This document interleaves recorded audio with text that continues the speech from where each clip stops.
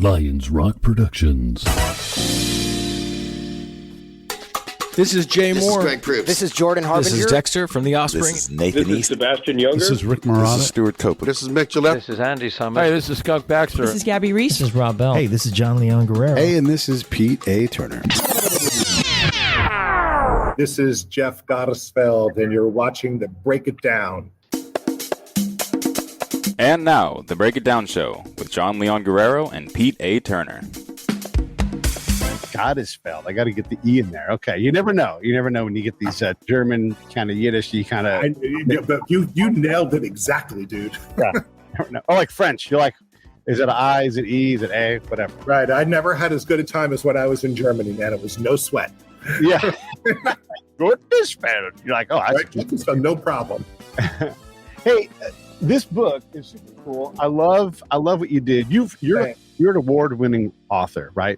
But this is primarily poetry, or would you call it prose? How would you classify what you know? When you're writing a children's book like this, you need to figure out a way to tell a complex story simply.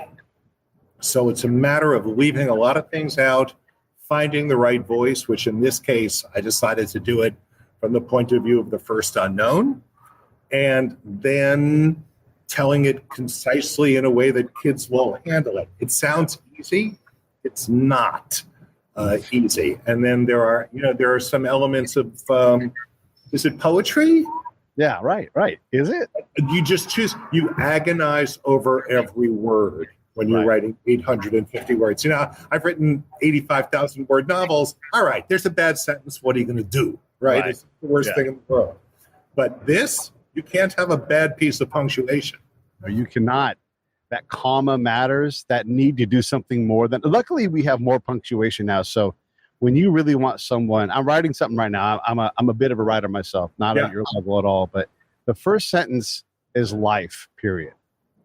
Oh, really? Yeah, and because we all know what that is. Life. Yes, it's complete thought, and I wanted a longer pause in that period, and so I made it a paragraph. You know what? That's perfectly kosher. Right. We have the ellipse now, the hard dash, all these different ways to put in context and everything. But you're right, in this book, and I was going to ask you how many words it was, and I love that it's not even 1,000 words. 850, you said? Is that right? I guess 850, maybe 9. I'm not sure. Probably 850. Every word. And you've used some fancy words in there too. I mean, just reading through it, I'm like, wow, it's just really quality writing. And if nothing else, you need to do that. That means a lot to me. Yeah. And what I've found with kids' books is you can push them a little on the vocabulary. They may not understand if I use a sentence like, but as the day faded in the gloaming, they might not get what gloam. They'll get it from the artwork, even if they don't know it exactly. If I talk about a bayonet charge, they may not know exactly what a bayonet is, but they'll figure it out. But I mean, this is a children's book, but really this is a book anybody can sit there and grab off a coffee table and read and be moved by it. I mean, it's for kids, but it's like Laura Ingalls Wilder's books. Yeah, they're for kids, but you go ahead and read and you're going to enjoy it. I'm trying. That's my thing. I wouldn't recommend this for a parent to read it for a kid to a grade, a kindergartner before bedtime. Yeah. But second grade and up, no issues at all. I've spoken to veterans groups. I've spoken to senior citizens groups. I would say from age 7 to 107. Yeah. No, I love it. And then Matt Tavares, great choice, by the way. Great choice. How did you get across him for an illustrator? That's all from my publisher. The secret is if you're not an author illustrator and all you do is write, your publisher of picture books, Random House, Scholastic, whoever it is, they will suggest an artist, and they know a lot more about it than you do. Yeah, you can make the match. And I'm telling you, Candlewick, when they paired me with Matt for this book, they just smacked it out of the park. Not just for his quality, but the Sentinel's creed is, our standard is perfection. My standard was perfection, and Matt's standard was perfection too. He went to Arlington 3 different times from Maine winter, summer, autumn, to see it in different light. He went inside the tomb guard quarters. Right. He just, he did it all. That's great. I love it. That willingness to do that. I mean, that's the respect this book and this story requires, though. I mean, you have to get this right. You think about, you must know a lot about the folks that guard the Tomb of the Unknown. Their level of commitment, words don't cover it. Like what it means to be them and to be a team. And then ultimately everything they do is to honor the people, the fallen, the unknown. All the time. When those sentinels are out on the mat, they are being watched by other sentinels on closed circuit TV who are grading their conduct out there. The testing process to become a sentinel, I was talking, I did a program for the National Archive yesterday, and the other person joining me was Chelsea Porterfield, who had been Sergeant of the Guard. So Chelsea knows. And Chelsea was talking about the testing process. There are 200 things that they look for in the uniform alone. And you're allowed practically zero deficiencies on it. If you're gonna qualify and move on. It's so exacting. And on the one hand, you can hear people say, well, nobody's perfect. On the other hand, if your standard is good job, okay, you're going to get to here. But if your standard is perfection, you will achieve in ways that you never imagined. Right. And they do. And you can go be imperfect 2 years later. Right. Right. Although I'm telling you, I've had I'm here in Washington now for the week, and I spoke yesterday to the Society of the Honor Guard. That was a scary speech to former tomb guards, and they tell you that I think my wife's a psychologist, and she asked, how long does it take you to sort of give this up when you return to regular life? And the current president said, I never give it up. This is just how I am. In it, and it's not so simple sometimes. Yeah. Well, you're 100% right. If you're going on to the next unit, or when you do, your ribbons still have to be squared away. Your uniform, you were still that. You have that patch on your arm, and it is exactly who you are. And you got there for a reason, and then you became better. And so those things do matter. And you might actually have to lighten up a little bit because day-to-day work, but when it comes to your uniform and certain bearing and everything, that stuff, you're not allowed to leave it. But what's really slick about it, Pete, is that generally in life, when we focus on being as outstanding as we possibly can be, it's to stand out. It's to be Novak Djokovic and win the U.S. Open. To be Serena. It's to be the highest level. These people, these men and women, they want perfection, so they don't stand out, so that they are all the same on the mat, nearly interchangeable, so that people will use them as a lens to look through at the tomb and make the unknown soldiers theirs. It's a remarkable thing. There's practically nothing like it.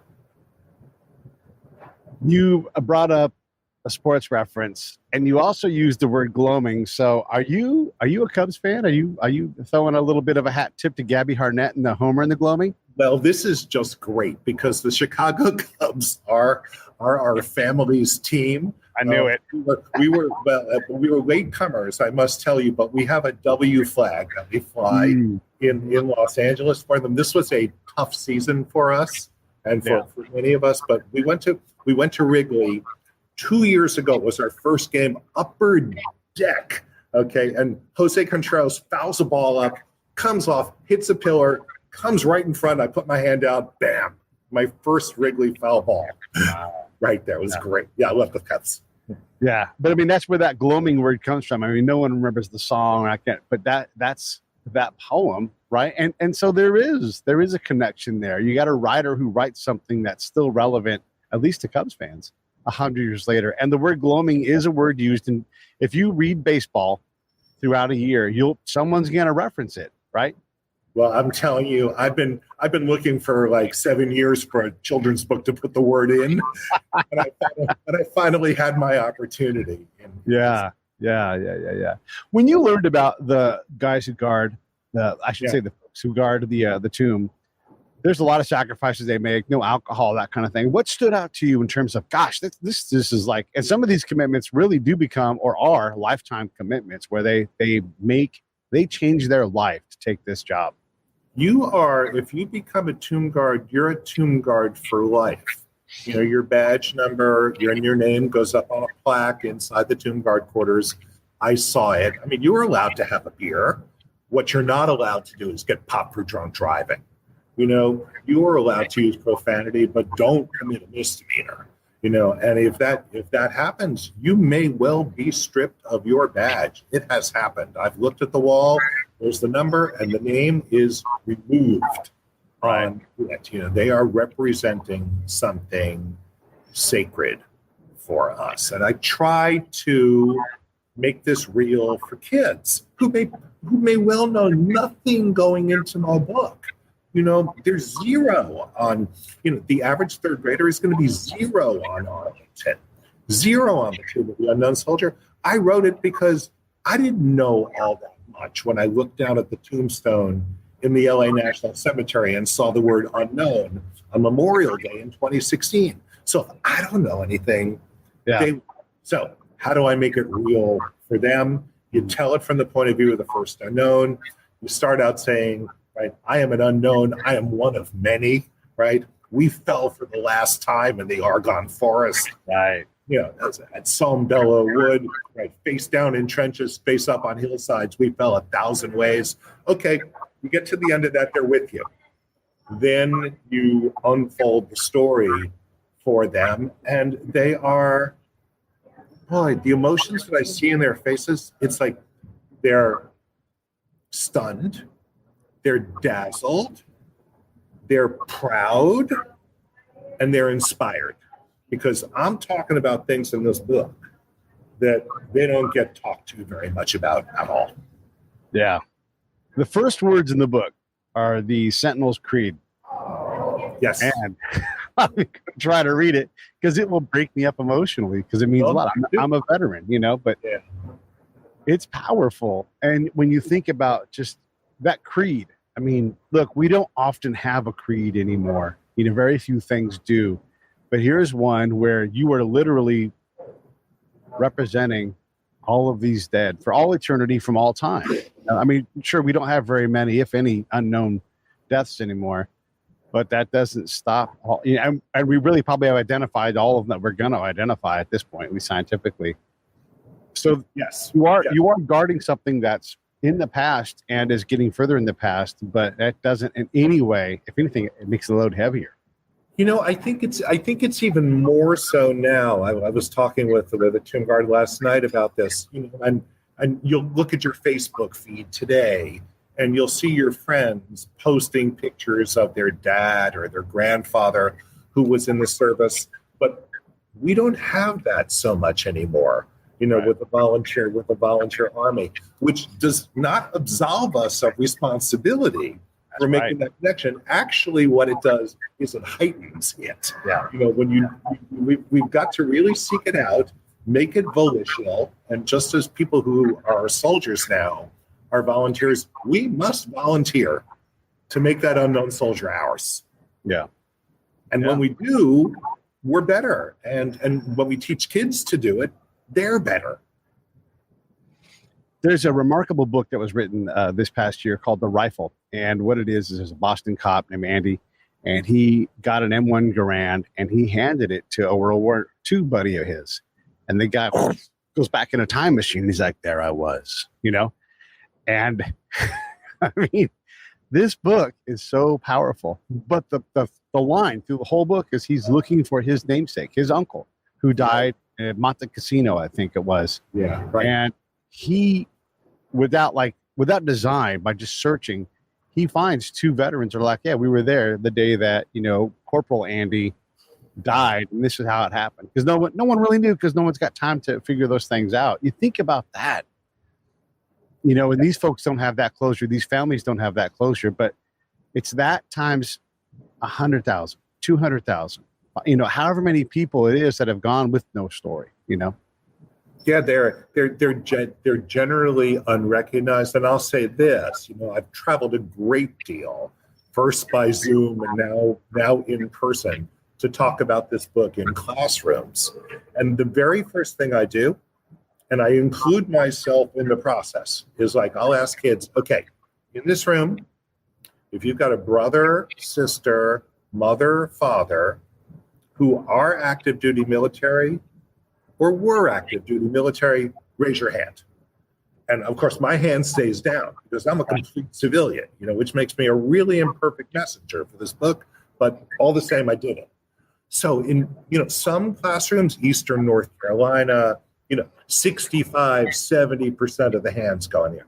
Other classrooms, like I spoke at a school in Arlington here in Washington 2 days ago, 4 kids' hands go up. Wow. And here's what happens. The other kids, their heads are like, whoa. Yeah. And the jaws go open.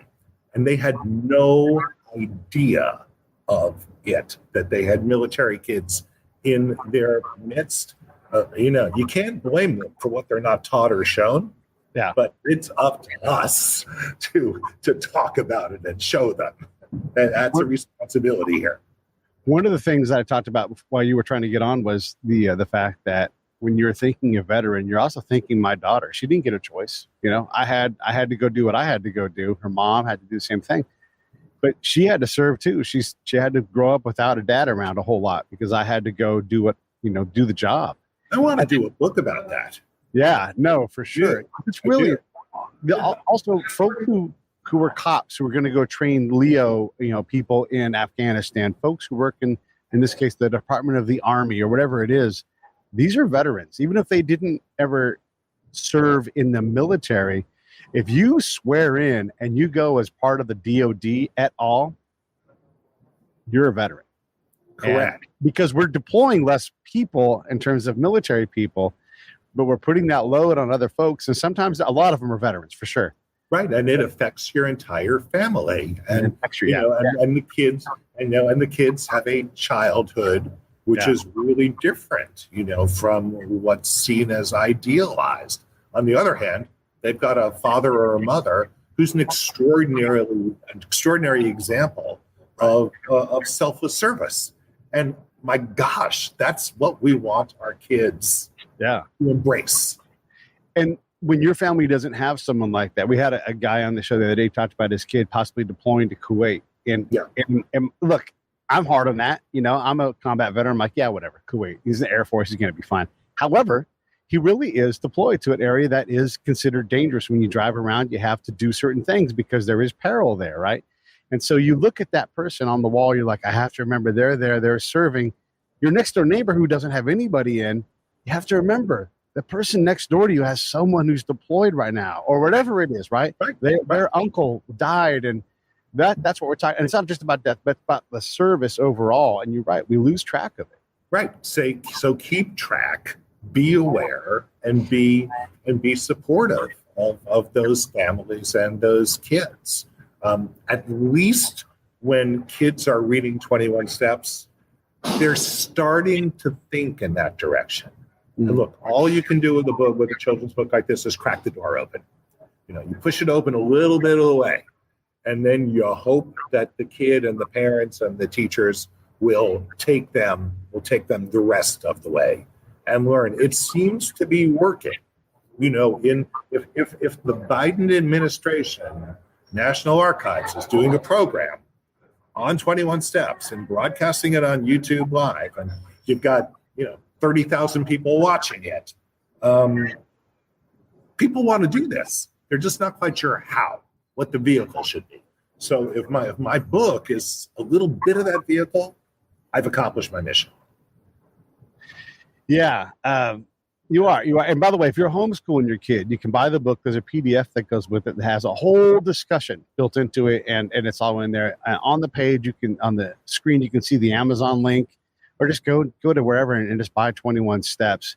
And even if you go through it, I promise you're going to learn something, because I know a lot about this stuff. And I read the discussion PDF, and I'm like, yeah, see, I just got a little bit smarter. Yeah, I learned. Look, imagine me coming to this story. I mean, I just approached it with the greatest humility of my life. You know, knowing how much I didn't know. I spent probably 6 months researching and reading and looking at videos and watching it before I ever approached the tomb guard for an interview. And fortunately, I was embraced for this idea. And then multiple tomb guards came on and helped me. And then the Society of the Honor Guard helped me. And the art went back and forth between Matt and tomb guards and the DOD. And the smallest things got corrected. You know, it was line 6. Like there's this piece on a uniform called a buck strap. That's it goes back to like the 19th century or something. There's, it's not really useful, but it's there. And in one of Matt's illustrations, like the buck strap was like a little far from the body, and it was pointed out to him. Right. Nobody would have noticed. Yeah. We changed it. Right. Yeah. We fixed it. The buck strap will be 1/4 inch from the top. It's like, how to be right. Well, you're questioning what Colin Anthony, tomb guard, said to me as I was researching this. He said, like, here's what I get asked all the time. Isn't it too much? Isn't it too much that the buck strap has to be 1/4 inch and the medals are 1/64 of an inch, and there's all the 21s and the hat brims and the wetting the gloves, and isn't it just too much, Colin? And Colin's answer is, I'm out there on the mat and I look at the unknown, and the unknown gave everything. Yeah. The least that I can give to him is 2 years of my very, very best. Yeah. It's not enough. It's not enough. That's the other way, right? Not enough. It's right. Not enough. It's an unpayable debt, but you go a long way to pay it by recognizing it and embracing it as important. Yeah. I know veterans really well, and I know guys who work at this level. I mean, these guys aren't special forces, but they are. They're very special. And one of the things that I know about us is, like, if it's going to be a rainy, crappy day and the suck is deep and there's so much suck, I bet those guys love it when there's a hurricane. They're like, I want to do the hurricane one, like, even though it's the worst. Or Chelsea told school kids that yesterday. She's like, my favorite time to be out there is when it's pounding rain. Yeah. And give it. I think let me see if I can show this. Matt did this spread toward the end of the book, right? Which is a tomb guard in pounding, driving snow. That's when they want to be out there. They're out there quiet. And they told me, they listen for the voices of the unknown on the wind. Yeah. I use that line in the book. Is there any condition where they wouldn't go out? Is there anything? Have they ever come close? So there is going out, and then if you've been to Arlington or look at a picture, you'll see off to one side of the mat there's a sort of a cabana green box. They call it the box. If it's an electrical storm, they'll get off the mat and go in there until the storm has passed. But there has been someone on the plaza every moment of every day since midnight on July 2nd, 1937. Crazy. And there have been less than 700 tomb guards. So do the math. Yeah. Not that many people come on every year. It's rare to see one too. And when they put their Class A's on, if they don't wear, like, on their, their battle dress uniform, you're like, oh shit, I didn't realize. Hey, I mean, that's instant. They must get sick. I'm talking about it. Right. It's the same way. I mean, they're celebrities, really, And but then they go on. It's so beautiful. I mean, they're like this, like combat soldiers. You come back, you go on to your next post, you go on to your regular life. I know a couple have worked in law enforcement. The person who had Soldier Thomas, who wrote. If you have not seen the op-ed today in the Wall Street Journal, it's just breathtaking. This guy. I mean, it's like the kind of writing that makes me want to like quit. Oh, I love it. I love it. Because you write so well Yeah. of this experience. They go on to lives, just like soldiers do. And in that service, they get their message across. What's remarkable is we can understand that they don't stop. We can get that, right? The ceremony goes on all the time. But then you think, well, what about at 2:15 in the morning?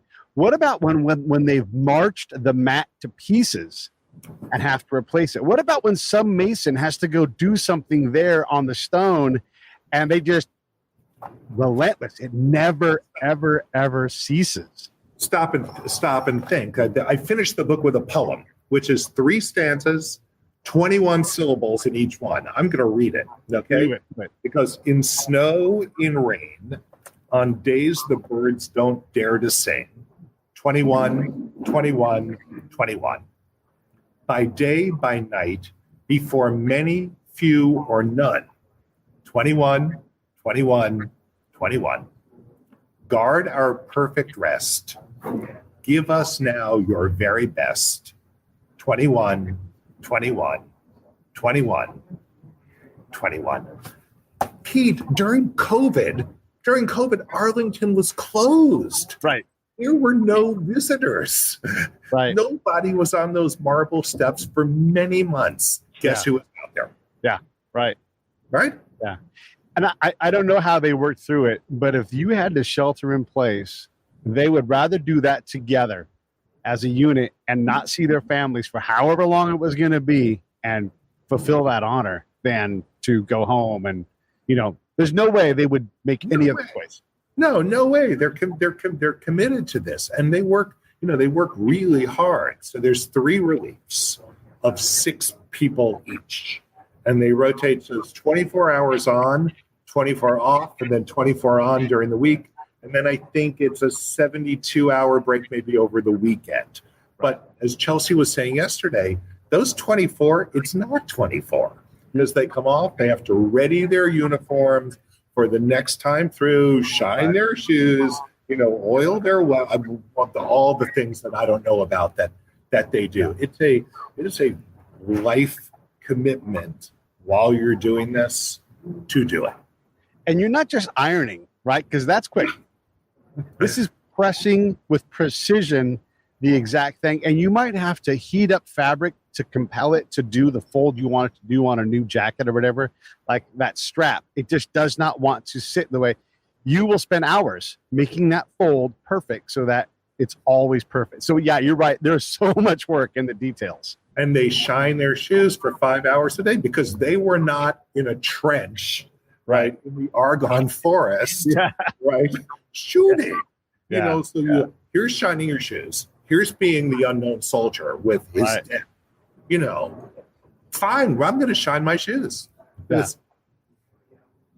The other thing is are they, I know they have arms, but do they have rounds? Are they truly guarding, or is that ceremonial? And has anyone ever done anything to require a guarded response? I mean, you're doing 21, like someone comes up and starts doing something, do you like, someone send a guard, I'm guarding, It's a good question and a couple of things. Yeah. Chelsea spoke about this yesterday. The rifle with the bayonet, it is not loaded. She did not say anything else about what other protection they've got up there or what other arms the tomb guards might be carrying. That spot is well protected. We have not had an incident that I know of in the United States, but in Canada, a guard at the Canadian tomb of the Unkown Soldier was killed on duty sometime during the last 20 years or so. I remember reading about that. Yeah, I mean, look, you get somebody with mental illness, anything can happen. Right. What you don't want to do at the tomb is make noise. No, because the tomb guard will step off the mat and will hold their weapon and will say, it is requested, that everyone maintain an atmosphere, right, of honor and respect. And you're admonished by a tomb guard once in your life. Yeah. You will never do that again. Yeah. there's a vibe when you get there. You can go talk and celebrate and clap Joe Louis's grave, whatever you want. You go to the Tomb of the Unknown, and you shut the hell up. True, but it's not automatic. And I was thinking about this today. Yeah. It's not somber. And, No. Yeah. And Arlington is not somber despite 400,000 headstones. It's different. Yeah. It's elevated beyond that. Memorial Day obviously is a day of memory and sadness. And Veterans Day of respect and honor. But it's sort of like respect rolled into honor, rolled into a little bit of grief, rolled into awe is the best word that I can come up with for it. Sort of fearful in an old biblical way when you're there, like in the sense of fear of God.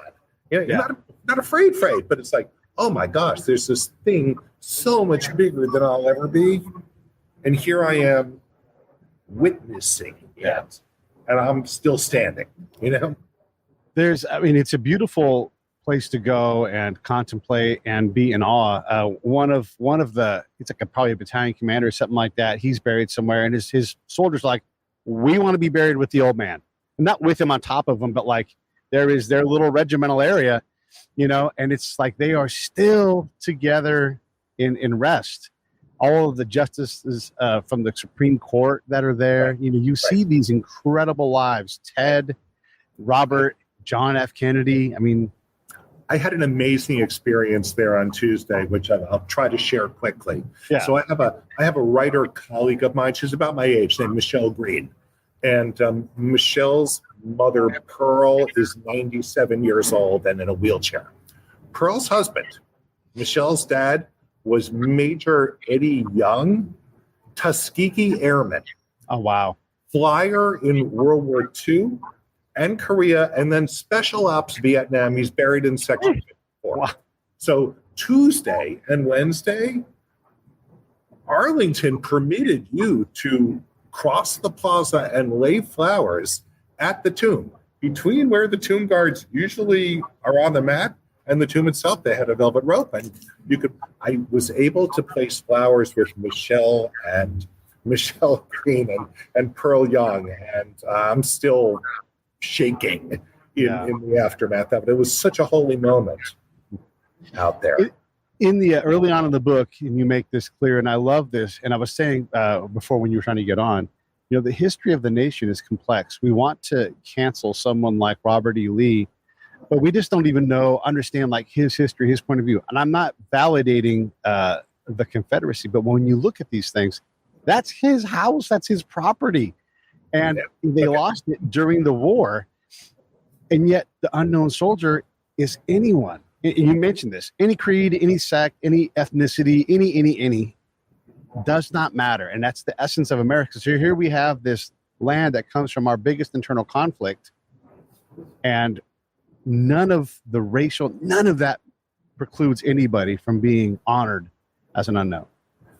Absolutely. And you think about it. So here's the tomb guards effacing their identity for their time on the mat.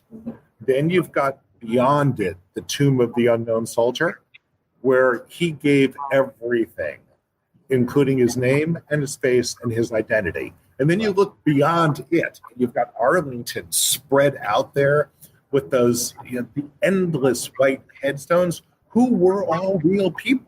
With families and faces and identities, and they were Christian and Jewish and Muslim and from Native nations and Texas and Minnesota and Alaska and American Samoa, and they're buried there. And so you've got this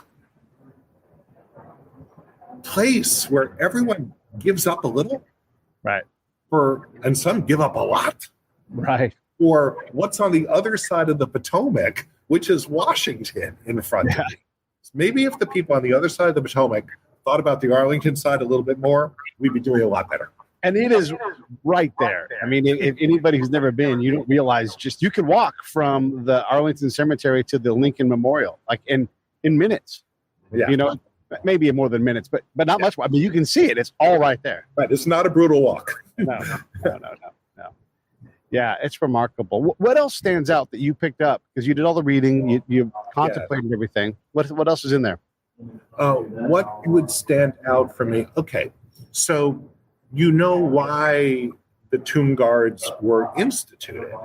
So the interment was 100 years ago today. Right. 2 hours ago or 3 hours ago. So that was 1921. Unfortunately, people are people. And people were people in 2021, and they were people in 1921 and 1926. Within a fairly short time, it's this magnificent hill crest with this outstanding view. So people being people came up there. It was a different sort of sarcophagus. The monument was different. It was lower to the ground. People spread out blankets and had picnics right on top of the tomb and threw baseballs up there. And, to me, it's like, okay, don't idealize the past, because that happened. And that is why. First it was volunteers, and then some contingents of the police, and then contingents of the military, and then the official guard was organized in 1937. That stuck out to me. Yeah. That we had to do that. It's hard now. It was hard then. And, that was fresh with the memory of the war. Did we lead the way on the Tomb of the Unknown and the whole process? I know that there's a number of them throughout the world, but were we the leaders in this? We were followers on this. In fact, there was a public outcry in the United States when England did a Tomb of the Unknowns, and France did one of the Arc de Triomphe, and other countries did it, and people wanted it. And they agitated for it, and newspaper articles about it. And Hamilton Fish, representative, I think, from New York, introduced the resolution, which was finally passed, and which I saw yesterday in the National Archives. They brought it out so that you could see it. They had put together a special display about the tomb. So no, we were not ahead of the curve. We were a little behind it. Yeah. And again, like, this is all the stuff that you can learn about, all kinds of things within that PDF. And if you get the book, I just think it's great. And I don't mean, honestly, Jeff, I don't think of this as a kid's book. I think of this as an American book. The work that you guys have done, and I say you guys because it's not just your words, the illustrations from Tavares, it's a lot, and it's a tiny book. Oh, here's a question. Yeah. Why not 21 pages? Why were there more than 21? Nah, children's books are typically 32 or 40. Okay. That's the spreads on which they're. 21 pages would have been tight. It would have been tight. No, I agreed. We wanted the room for a while. I was like, okay, I'm going to do this whole book in 21 syllable couplets. No, I can't really. No. I'm not that good a writer. That is beyond me by a lot. Yeah. But I did manage to make that. I did make that final poem. 21 syllables each, and it's opposite this depiction that Matt does of the tomb in snow in winter with the inscription on it. Yeah. Just in general, how long is a work shift for a guard? How long do they are they on for 12 hours? How much time so they'll do, so their shifts are 24 hour shifts. And they may be on the mat depending on how many people are available. It is possible that they will go up, a half hour on, a half hour off, a half hour on. You've been to Washington. It was built on a swamp. It's hot out there. In the summertime, and they will serve up to 2 years, but it's not obligatory. They may be reassigned to something else, and they'll move off, which is why the tomb guards are always testing and always training. And though you get to walk the mat, you may not be given your badge just yet. You may still be in that process to be awarded the badge. And you'll see, I think all enlisted ranks are represented out there. I mean, just because you're a sergeant major doesn't mean you might not take your turn. It's sure there's younger enlisted guys, but there's older enlisted guys too. Yeah, I believe that's true. I mean, look, you'll see what the guard changes as well. But they're all enlisted people. There's no officers. Right, no officers. Right. Which And then the other thing, The other thing that I know, and we'll wrap this up, but the other thing I'm curious about, because you said like, DC is hot, it's a swamp, and I consider it like a 3-shirt day kind of place, right? And I've been in parades with my uniform on, and let me tell you something. If it's anything above 70, I'm sweating through my sweatshirt, and I'm sweating into at least my outer shirt, right, of my uniform. It's not hard to burn all the way through a jacket. So how many uniforms? And you got to dry clean this stuff. This is not tumble in the dryer, you know. How many uniforms are in that back room?